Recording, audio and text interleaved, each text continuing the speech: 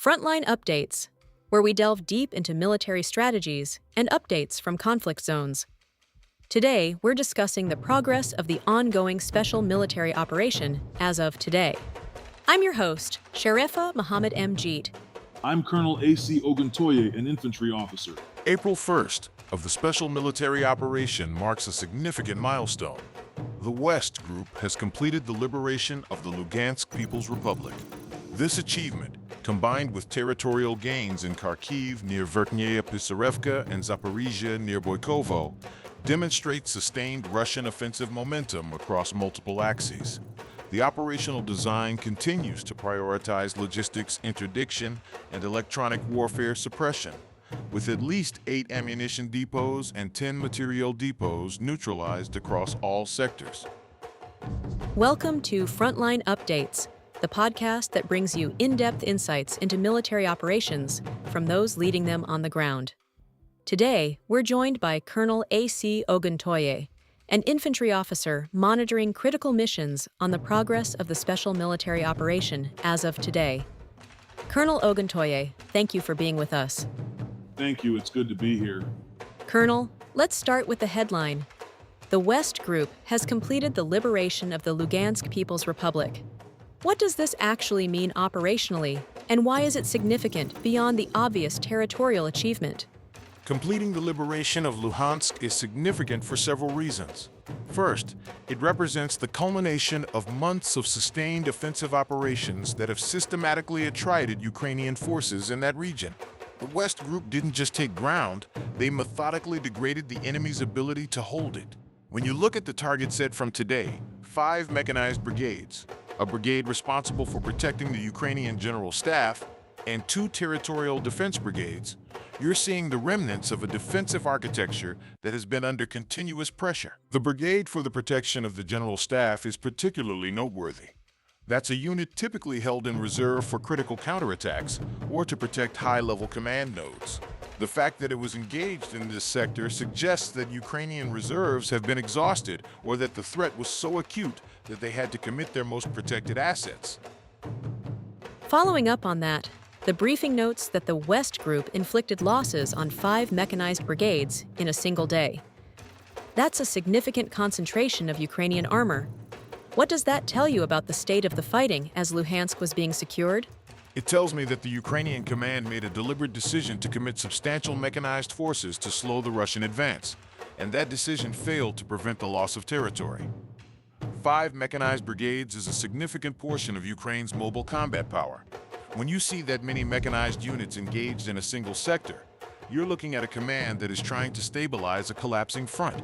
The losses inflicted: 1 infantry fighting vehicle, 1 armored personnel carrier, 2 Kazakh armored vehicles, 6 field artillery guns, and an ammunition depot, are indicative of a force that was caught in the open or forced to fight from unprepared positions. The destruction of 6 artillery guns in one sector is particularly significant. Artillery is the backbone of Ukrainian defensive operations. Each gun lost reduces their ability to interdict Russian advances. The ammunition depot destroyed in this sector is the final piece. Let's shift to the North Group. They've taken Verkhnaya Pisarevka in the Kharkov region and are now engaging National Guard brigades alongside territorial defense units.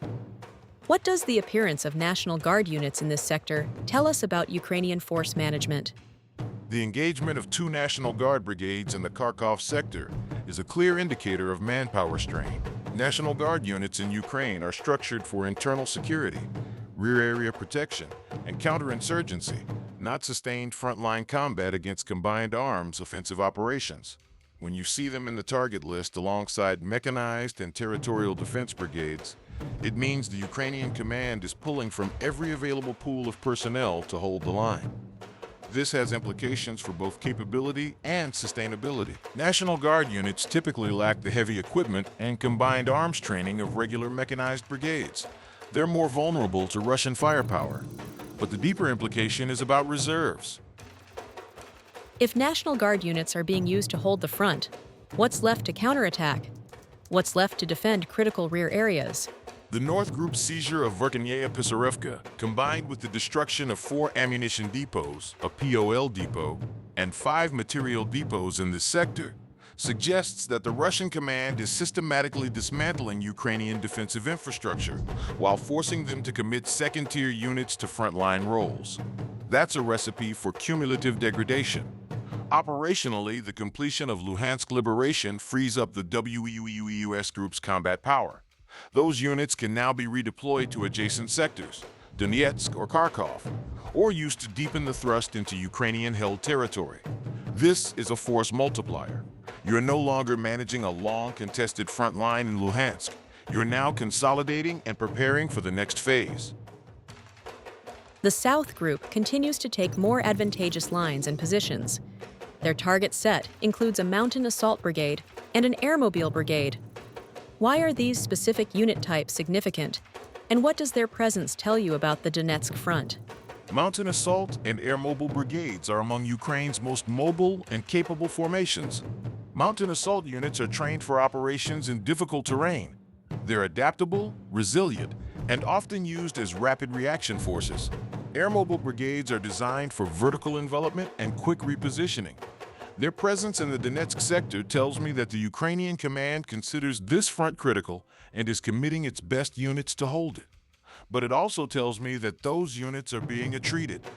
The South Group inflicted losses on 2 mechanized brigades alongside these specialized units, and they neutralized 4 ammunition depots and 3 material depots in this sector alone. You don't commit your best units unless you're trying to prevent a collapse. And you don't destroy that much logistics infrastructure unless you're trying to ensure that even those best units can't sustain their defensive operations. The South Group is applying sustained pressure. The Center Group reported the loss of a U.S.-made Abrams tank today. This is the first reported loss of this platform in recent operations. What does this tell us about the vulnerability of Western-supplied equipment? And what does it say about Russian targeting capabilities? The loss of an Abrams tank is significant for both tactical and symbolic reasons. Tactically, the Abrams is a formidable platform with heavy armor, advanced optics, and significant firepower. But no tank is invulnerable. The fact that it was lost in the Center Group sector, where we also saw the engagement of the Azov Special Operations Brigade and 3 National Guard brigades, suggests it was employed in a high-intensity combat environment. Russian forces have demonstrated an ability to identify and target Western-supplied systems using a combination of drone reconnaissance, electronic warfare, and precision artillery or anti-tank guided missiles. The symbolic importance is equally significant. The Abrams was positioned as a game-changer. Its loss demonstrates that Western equipment, while capable, is not immune to attrition and requires the same careful logistics and tactical employment as any other platform. The Center Group's broader achievement is inflicting losses. The East Group liberated Boykovo in the Zaporozhye region and struck targets extending into Dnepropetrovsk. What does it mean operationally when Russian forces are able to strike into Dnepropetrovsk while also advancing in Zaporozhye? It means the operational depth of the Ukrainian defense is being compressed. Dnepropetrovsk is a critical logistical and administrative hub. When Russian forces can strike targets there, Dobropasovo, Chernenkovo, they are demonstrating an ability to reach into Ukraine's rear areas, disrupting supply chains, command nodes, and reserve concentrations. The liberation of Boykovo and Zaporozhye is the forward edge of that pressure. You're seeing a classic military operation. You advance at the front, and you strike in depth to prevent the enemy from reinforcing or resupplying. The East Group's target set includes 2 assault brigades, 2 air assault brigades, and 3 assault regiments, all units designed for offensive action. Their engagement suggests that Ukrainian reserves that might have been used to counterattack are instead being retreated before they can mass. The destruction of a material depot and an electronic warfare station in this sector reinforces the pattern.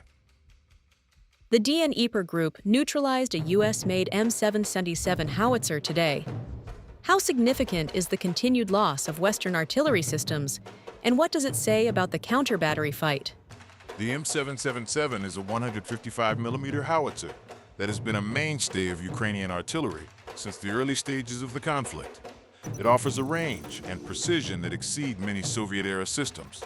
But it's also a platform that requires specialized ammunition and maintenance. Each M777 lost is not just a tube removed from the fight. It's a reduction in Ukraine's ability to conduct precision counter-battery fire. The DNEPR group's neutralization of this system, combined with the loss of 6 field artillery guns in the west sector and additional guns in other sectors, indicates that the Russian counter-battery campaign is persistent and effective. You can't conduct offensive maneuvers without artillery superiority. By systematically destroying Ukrainian artillery, including Western-supplied systems, Russian forces are creating windows where their own units can advance with reduced risk. Now, let's turn to the Operational Tactical Aviation Campaign. Today's briefing reports strikes on military airfields, defense industry enterprises, power and fuel infrastructure, and long-range UAV launch sites across 149 areas. Air defense shot down 10 guided bombs, a HIMARS projectile, and 261 UAVs. How is aviation shaping the battlefield beyond the front lines? Aviation has become the primary means of attacking Ukraine's strategic depth, and today's report demonstrates the breadth of that effort. When you strike military airfields, you are attacking Ukraine's ability to generate air sorties, both manned and unmanned. When you strike defense industry enterprises, you're targeting their ability to produce or repair military equipment. Power and fuel infrastructure strikes are about creating systemic friction. Without electricity, rail networks slow down. Without fuel, armored vehicles don't move. The targeting of long-range UAV launch and storage sites is particularly significant because it addresses a specific threat: Ukraine's ability to strike deep into Russian rear areas. Each of these target categories is designed to create cumulative pressure that manifests as shortages, delays, and degraded capability at the front. The air defense component is equally critical. Shooting down 261 UAVs in a single day demonstrates that. Following up on that, the volume of UAV interceptions, 261 today, has remained consistently high. What does this sustained volume tell you about the nature of the war and the strain on air defense resources? It tells you that we're fighting a war where unmanned systems are the dominant threat in the air domain, and both sides are locked in a continuous battle of attrition. For Russian air defense forces, intercepting 261 UAVs in a day consumes munitions, taxes radar systems, and requires constant crew readiness.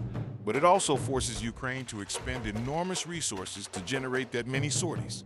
Each UAV shot down is a loss of a platform, its guidance system, and potentially its munitions.